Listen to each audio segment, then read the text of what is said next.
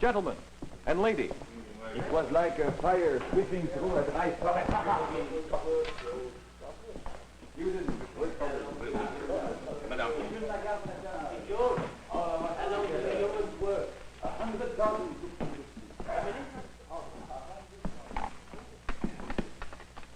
Friedrich Engels. You may have heard of me. And you may heard of me, Mikhail Bakunin. Mark Alexandrov, gunner first class of the cruiser Aurora.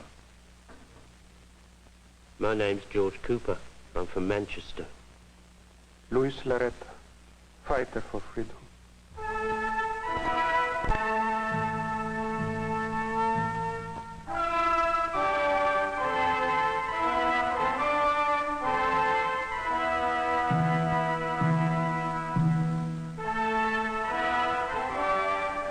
A memorial to Karl Marx, buried in exile in London. A more significant memorial to the power of his ideas was the appearance, only 17 years after his death, of a new underground newspaper in Russia. Iskra, The Spark, December 1900. Editor, Vladimir Ilyich Ulyanov, known as Lenin. Policy, Marxist. Motto, out of this spark will come a conflagration.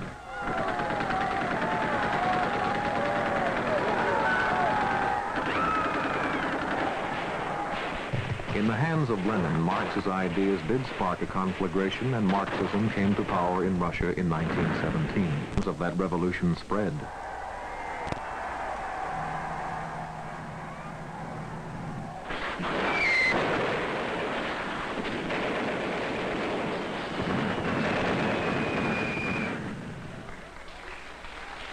Today, a little more than 50 years after that first conflagration in Russia, 1/3 of the world is ruled under the banners of Marxism.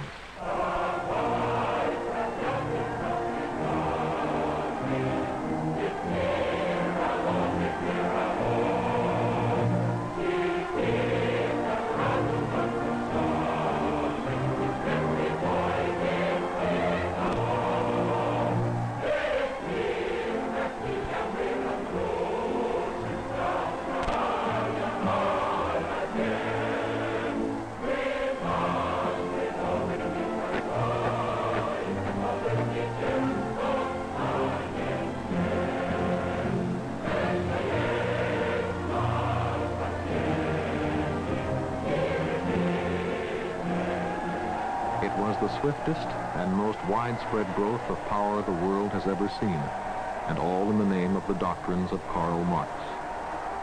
What is the power of these doctrines? How did it happen? Karl Heinrich Marx was born in 1818 in Trier, a small town in Germany, son of a prosperous lawyer who had great hopes for his boy's success in that middle-class society.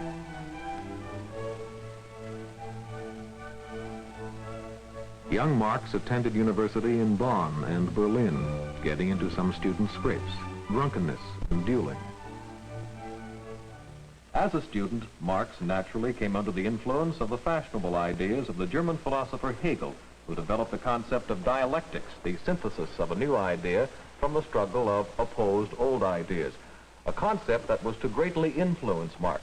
Yes? You are talking of an historical figure. I think you should speak also of the man. Madam? Jenny Marx, born Baroness von Westphalen. Karl and I were married after a 7-year courtship. I was 4 years older than him, you know. He was a great man. A strange man. Did you know he once wrote poetry? We are chained, shattered, empty, frightened, and the worlds drag us with them in their rounds, howling their songs of death, and we are the apes of a cold god. He has these dark moments, but he wrote poems of love, too.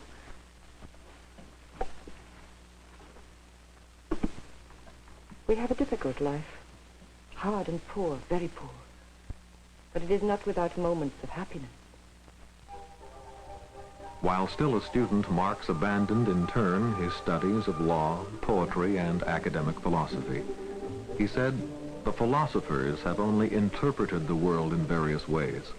The point is to change it. At 24, Marx had found his goal. What was this world that Marx was determined to change?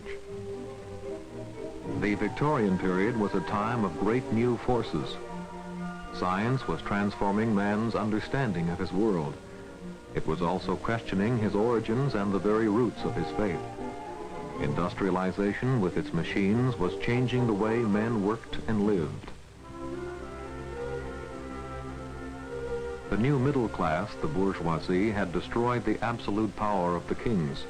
Their loyalty was no longer to their rulers, but to their nations and to industrial expansion. In their clubs, they said, "Where there's muck, there's brass. Dirt makes money." It was a confident, prosperous time, but not for the workers. For them, the Industrial Revolution brought a life that often was more brutal, poor, and squalid than before. There was fertile ground for revolutionary political theories among the cruelly exploited workers.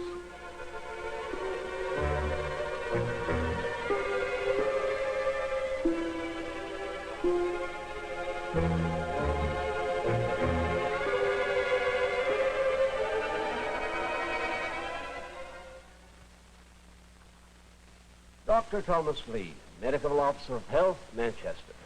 My investigations show that the average age of death of the middle and upper classes in Manchester is 38. The average age of death of the laboring class is 17. On the average, then, the middle and upper classes live more than twice as long as the laboring classes. George Cooper, Mill End, 15 Middle Lane. I've just finished my shift. I'm machine tender up at Mill. Jenny's up there now, and young uns. All except little Billy. Well, he's only 5. We all jump to it when the whistle goes. How long do the young ones work, George? Oh, same as me, 14 hours. Cut the workday to 12 hours? You must be mad. Damn it, man, it's those last 2 hours I make my profit on. And if I don't make a profit, there won't be any jobs for them. You can't tamper with the system. And now I hear they're laying them off next week, the bleeders, and the rent's behind. It's no use. Oh. It was better for us all before them damn machines. Industrialization fascinated Marx. He was one of the first to recognize the significance of the machine age.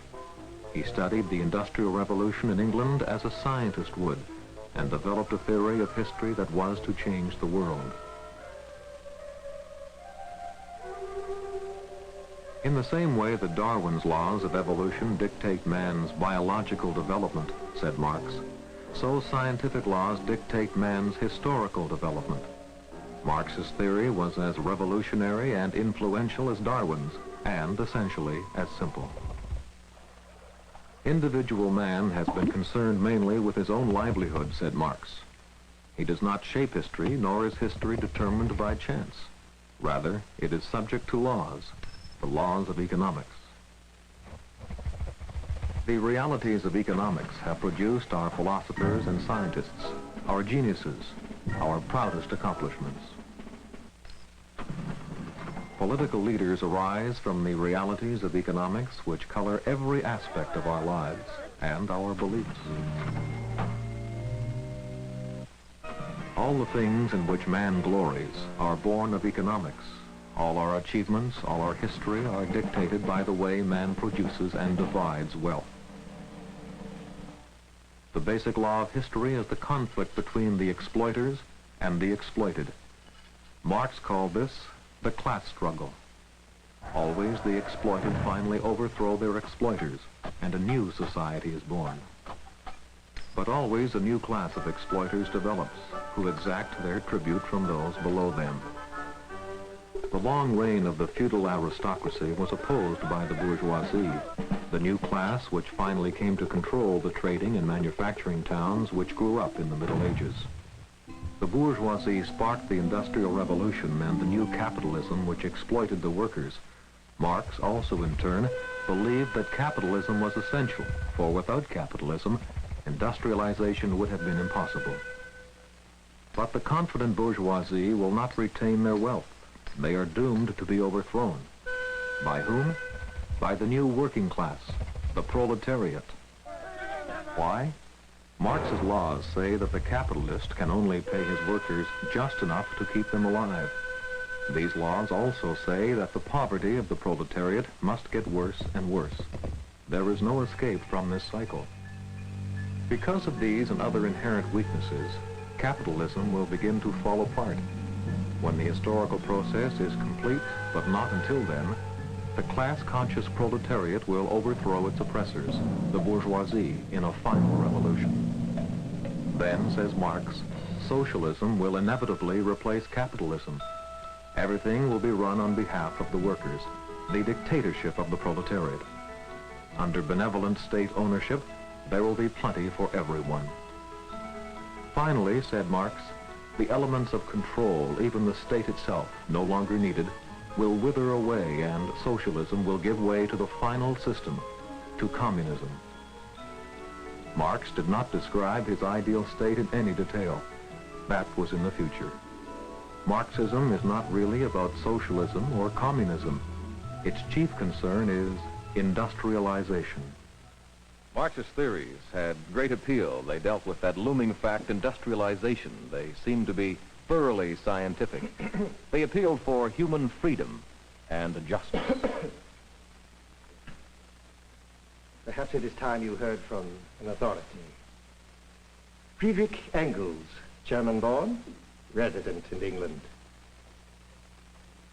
I'm a capitalist myself, or rather half of me is, partner in a textile mill in Manchester. Oh, most of my profits go to the cause of communism. Partner with Karl Marx. Sometimes it's even difficult for me to tell what he wrote and what I wrote, but he is the genius. I was meant to play second fiddle. Build. We must smash the military bureaucratic complex, smash the state. Good day, Friedrich. Good day, Mikhail. Mikhail Bakunin, nobleman, former officer of the Tsar, revolutionary anarchist. Anything that limits personal liberty is evil. Any violent destruction of authority is good. No, not your sort of blind destruction. Now, science must be the... Fine. Then we will scientifically destroy the state. We get rid of law, order, property, authority. Get rid of property, yes, but Mikhail, anarchism is an emotion, not an ideology. Emotion is dust in the eyes. You are a Mohammed without a Koran, Mikhail. You will achieve nothing without a doctrine.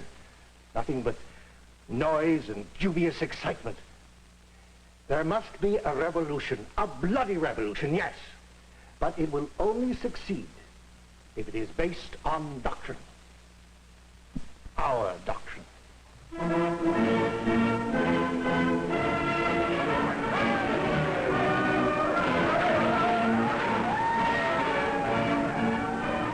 Bloody revolutions came. They swept Europe in 1848. They were popular uprisings or outbursts of nationalist feelings without clear political aims, without doctrine. But they seized the imaginations of young people everywhere. It was like a fire sweeping through a dry forest. Students, workers, artisans, even la Garde Nationale, all of us together. 100,000 took to the streets. Vive la Réforme, we cried, vive la Réforme! Overnight, the barricades went up. We drove off the King's troops, and we marched on the Tuileries Place. But Louis-Philippe had run to England. Vive la République! Marx made it clear that his ideas played no part in these revolutions. But in Belgium, where he was then living, he did take personal action. Karl had just inherited 6,000 gold francs, the only large sum of money we ever had. He gave 5,000 francs to buy arms for the Belgian workers. And he taught them revolutionary tactics. The secret police found him out. We both were jailed and exiled again. Finally, there was no place left for us to go but London. And here we have stayed.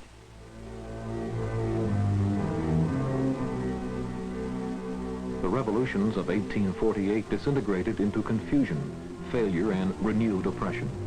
But for the defeated, Marx had a stirring message, the Communist Manifesto.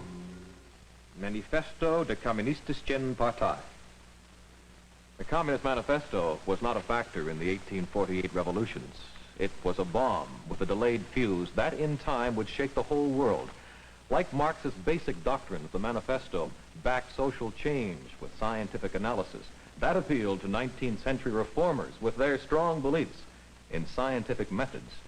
It was also a cry for action. That appealed to revolutionaries. A specter is haunting Europe. The specter of communism. The manifesto is to Marx's full doctrines somewhat like a national anthem to a country. It swept his ideas to millions of waiting minds. Let the ruling class tremble at a communist revolution. The proletarians have nothing to lose but their chains. They have a world to win. Workers of all lands, unite. But Marx did not see that already the manifesto was outdated. Capitalism was changing. New wealth created by industrialization was radically altering society. Said Engels, in only 100 years, the bourgeoisie has created greater productive forces than have all the preceding generations together. Fight on bravely then, gentlemen of capital. Your factories and your trade must lay the foundation for the liberation of the proletariat. Your reward shall be a brief time of rule. But remember, the hangman's foot is on the threshold. the hangman did not come. As the workers' lot improved in England, Marxism did not become a serious force there. In European countries, even Marxists began to seek their goals through negotiations with employers and by political action rather than by revolution. All right, things are looking up. There'll be no more grinding of the heads of the poor, I'll say. The owners? Hey? Oh, no. No thanks to them bleeders. No, it's the union. I'm shop steward now, you know. Them mucky mucks down in Westminster are listening for the change.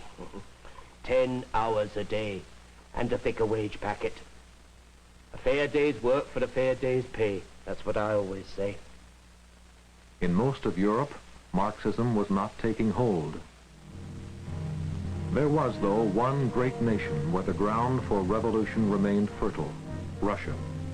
Russia, in most ways, was still a feudal country of peasants and aristocratic landlords, ruled by the Tsar of all the Russians. But Russia was restless with a strong tradition of anarchy and terrorism that had been ruthlessly suppressed. This man, Vladimir Ilyich Ulyanov Lenin, armed with the doctrines of Marx, revived the hopes of Russian revolutionaries. Without him, Marxism might have failed or been softened, as in Europe. To the teachings of Marx, Lenin added the Russian revolutionary fire and love of conspiracy. According to Marxist doctrines, Tsarist Russia was not ready for the final revolution. Capitalism was at an early stage. Industrialization was primitive. Revolution must wait, said many Marxists. But Russia was a vulnerable country.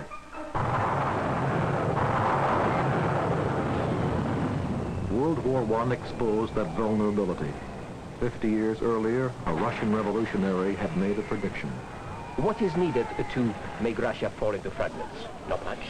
2-3 military defeats, some peasant uprisings, open revolt in the capital. The German army supplied the military defeats. The guns of a mutinous Russian fleet supplied the open revolt.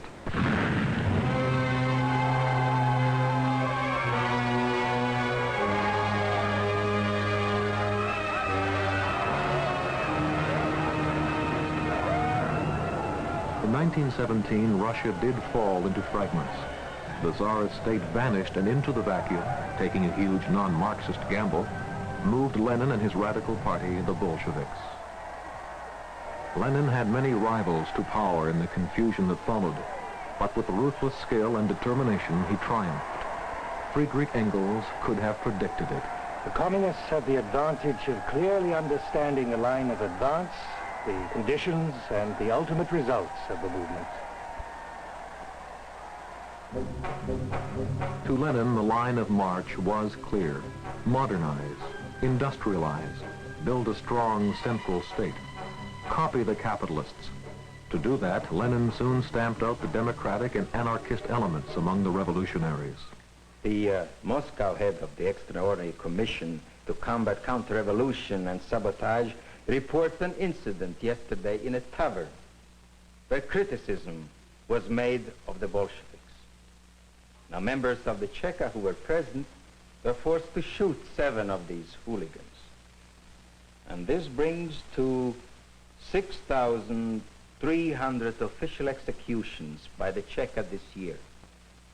As Comrade Lenin said, great problems in the life of nations are decided by force. Mark Alexandrov, gunner first class, formerly of the cruiser Aurora. Our guns helped make the revolution, and that is a fact. Do you know that Comrade Lenin called us the pride and beauty of the revolution? That was 4 years ago, November. And now I rot here and most of my comrades slaughtered by the Red Army. I'm sure Comrade Lenin cannot know. What happened? Can you tell us? We were stationed at the base at Kronstadt. We demonstrated and made demands. They called it mutiny. What did you seek? Little enough. We sought freedom of action for all political parties of the left. We sought freedom for the peasants to do what they liked with their land. We sought equal food rations for everybody. We sought the end of special privilege for the Bolsheviks. The Communist Party sets aims which the working class does not understand completely today, but which they will understand tomorrow. The communist officials set about to make Russia into a 20th century centralized industrial state, trying to do in a few years what had taken Western Europe almost 100. To a large extent, they succeeded. But Karl Marx would not have recognized in the drabness of the human values the Marxist socialist nation he envisioned. Dictatorship of the proletariat, directing the masses like a chief engineer running a machine. How could Marx fail to see that would betray all the people's hopes? Marxism, wherever it has taken hold, has meant material progress sometimes, but always at the cost of personal freedom and human values. The reverse of what Marx foresaw. Yet his ideas seem still to be attractive to many today, especially in underdeveloped nations struggling out of poverty. Our people must own their own land, own their own factories, own their own mines and oil fields. Luis Larreta, Marxist, fighter for freedom. You have seen my country, and what did you see? The Hilton Hotel? Or did you see also the slums and the plantations? And what do you offer? Birth control and handouts for happy peasants? In nations where Marxism is deeply rooted, or in those where it is only beginning, the theories of Karl Marx seem always to bring with them both promise and tragedy, and the same bedeviling arguments about the man and his ideas that have always been there. History is on our side. Marx is a visionary. A Marxist state would consist of slavery within and interminable war without. Why am I still in prison? What has happened to our revolution? Bye, everyone.